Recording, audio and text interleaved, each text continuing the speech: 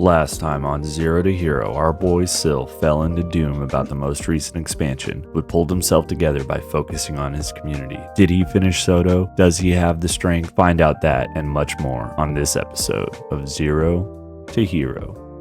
So last week we had some decent discussion on the game, and I'll tell you that last week's news with the Soto finale, the entire community has been on fire, and frankly I think my little preemptive rant on the topic was actually really cathartic, and I actually like the Fractal. And if you haven't had a chance to play it yet, I did release a pseudo guide for the Fractal, so if you want to hear some of my takes and advice on clearing that, go ahead and check that video out. For this week, I did not get doomed out by Soto at all, because I only really played it for a short amount of time. I logged into my main account, I did the first immediate fill in the bar of the episode, and I was like, yeah, I'm gonna go ahead and just work on the Griffin. This little Zero to Hero account has become a pretty good way for me to still enjoy the game without having to do the things that I don't want to do, which I guess is pretty key to enjoying video games, right? I will do a more comprehensive, non-doomery, balanced review of Soto here pretty soon, so until then, I am done talking about it. The last thing I'm going to say is that I love seeing Reddit on fire. People are so passionate about the game. It's good to see some passion regardless of what side of the fence they fall on. Getting back to the Griffin, I totally forgot everything about unlocking the Griffin. There are essentially 5 collections for the open world Griffin, and then there's another collection in Coromir Land afterward, which I completed all in sequence with the help of Blishhud and Teket's Trails. So the Griffin is on the books. I have it unlocked. I decided to finish up min-maxing my gear with rings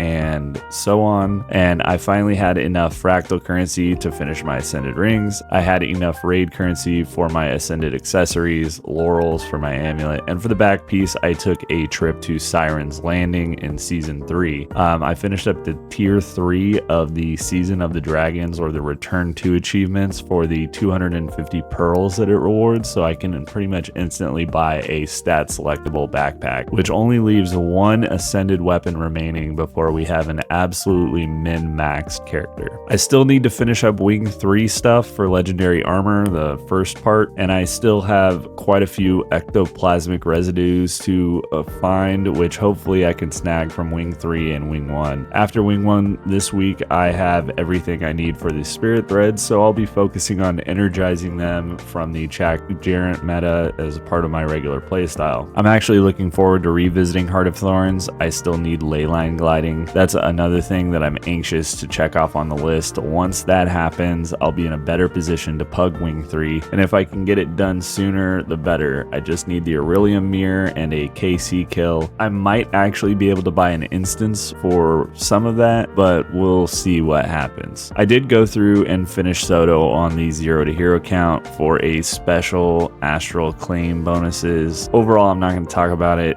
I'm just glad it's over. Still yet to complete on our list is the Roller Beetle, and that is the final of the important mounts that I consider to be important. So we need to do Living World Season 4, Long Live the Lich, to get that collection going. Icebrood Saga Masteries are still on the docket, and I will be prioritizing those shortly just because of how valuable the Eternal Ice Shards are. It's important to get the max amount that you can get out of those daily strikes. And I still need a significant amount of AR, so I do have all of my rings and accessories. I do need to infuse and imbue them so that way I can have more infusion slots, but that's coming up as well. Additionally, we still need 2 Gifts of Battle once we finish up the Roller Beetle, because I will be doing a Corteria map completion, which will be my primary focus right after I unlock the Roller Beetle. I do need to power through some Corteria masteries, so hopefully I can unlock auto loot, and I'll be focusing on that, which I think I need to do the personal story to get a lot of those mastery points, so we'll see how that goes. We still have quite a bit to go before we can effectively call ourselves a hero, but this journey is starting to shape up. Like, we have a pretty distinct focus on, like, okay, like we're actually getting into the end game now. I feel like what we have accomplished in 100 hours is pretty impressive, and we're not sitting on a massive amount of gold, but the limited playtime casual approach that we took took with this run has really paid off in terms of being able to fund our needs just because of the Wizards Vault daily and weekly resets.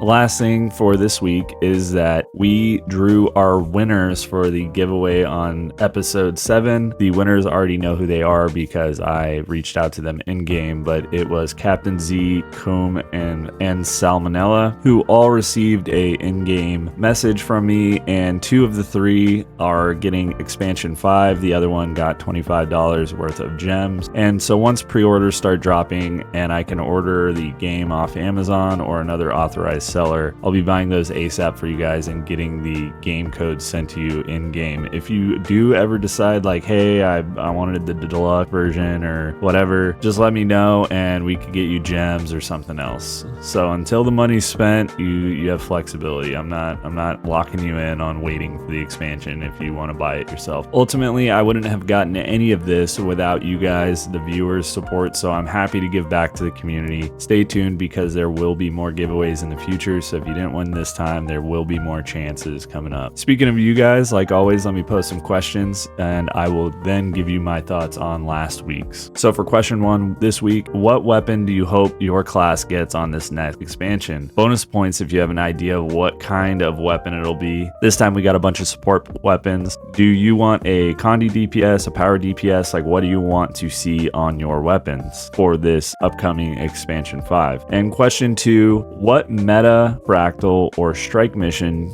do you think ANET should tailor their future content releases on? There have been a lot of comparisons lately between Soto and older content and what can or should be done. Where do you stand on this? Like, what do you think? For last week's questions, first question I asked is what your favorite part of Soto was, and there were some pretty good answers. To be fair, there is a significant amount of dislike about Soto, and I am going to be kind of cheeky on this and play devil's advocate for a minute. Before I say this, I do want to say that I do not think that the Wizards Vault counts as a Soto expansion feature. I say this because it was a rework of the daily system that was forced on everyone, and it is only disadvantaged to people who don't have Soto. Some of the items are unclaimable if you don't have Soto. Special rewards are unachievable, and so on. The Wizards Vault is a standard feature, not a Soto feature, even though it's good for everyone except if you don't have Soto, right? Imagine if people said that the best feature about the game in terms of not being free to play is being able to whisper people in game. That's like, it's a regular feature. I don't hate people that say this, but I disagree that it should have been lumped in with Soto. ArenaNet sold it as such, but it's like having alliances or whatever. It's like if the world versus world like alliances came out as an expansion feature of the next X-Pack, when in reality it's a systems rework that's been proposed and talked about forever. Similar to the idea of the daily login reward that has been reworked like 3 times before the Wizards Vault was even an idea. I'm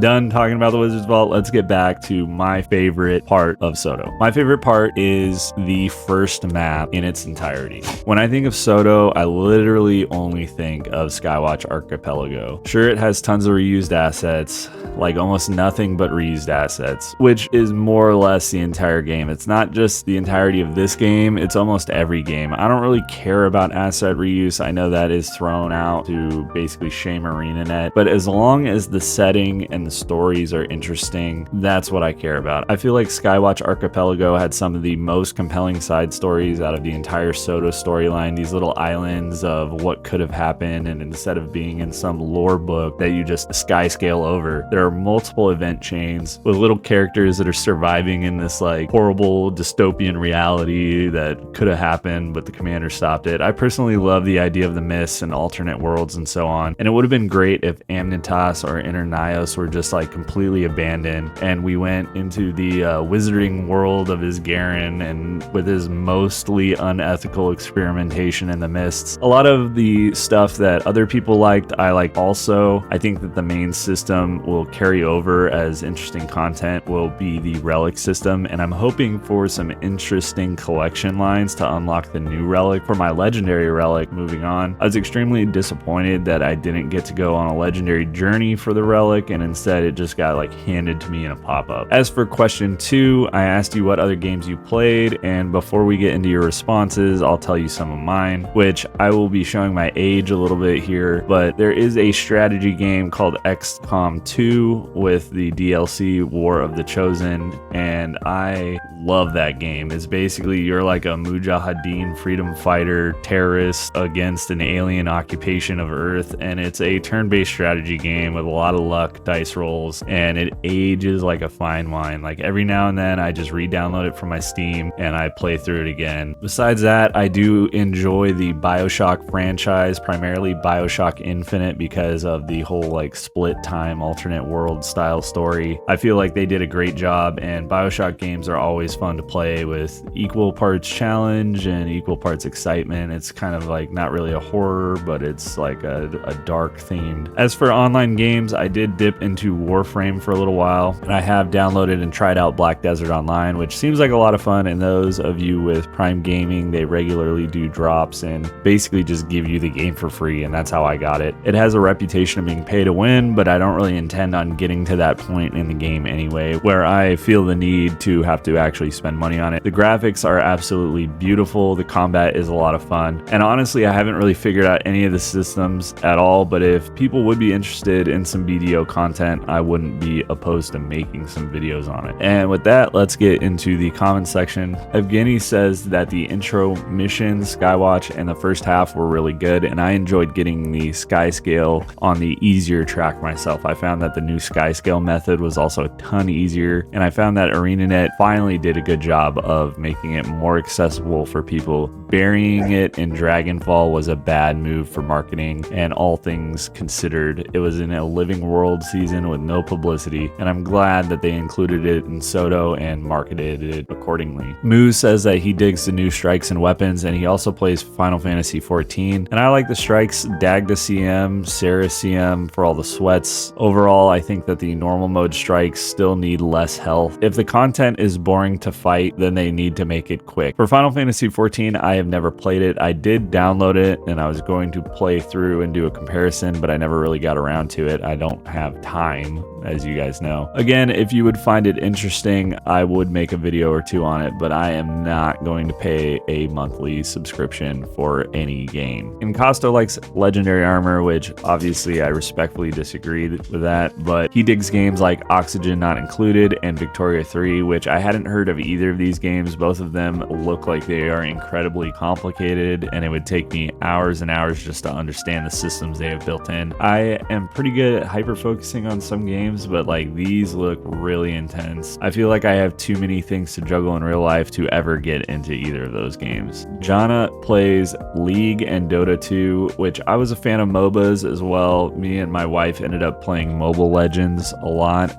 It's a League of Legends knockoff for your phone, and I actually got to the equivalent of Challenger or Immortal ranking in that mobile game before I effectively decided that I beat it and I quit. 2K and Guild Wars 2 are more casual and better for your blood pressure than MOBAs are for sure. Overall, we got a ton of comments about Weapon Master, which I enjoyed too, and I was surprised at how many of you actually like the Obsidian armor. Are you guys talking about the base one or the tier 2 one? I think both of them are kind of when compared to the Envoy armor on all weights, or even like the World vs. World ones, but I respect your guys' opinion. If you like it, you like it, man. I'm not going to hate you for it. And for all the folks that commented other games, I did read and check out the ones that I haven't heard of, and some of the ones you guys are playing I have on my radar as well. I am waiting for the Steam summer sale to drop, and I will be treating myself to a lot of those games. With that, I will end it here, and like always, thank you for watching. A special thanks to all of my subscribers, and if you dig the content, please consider subscribing, and I will see you on episode 11. Peace.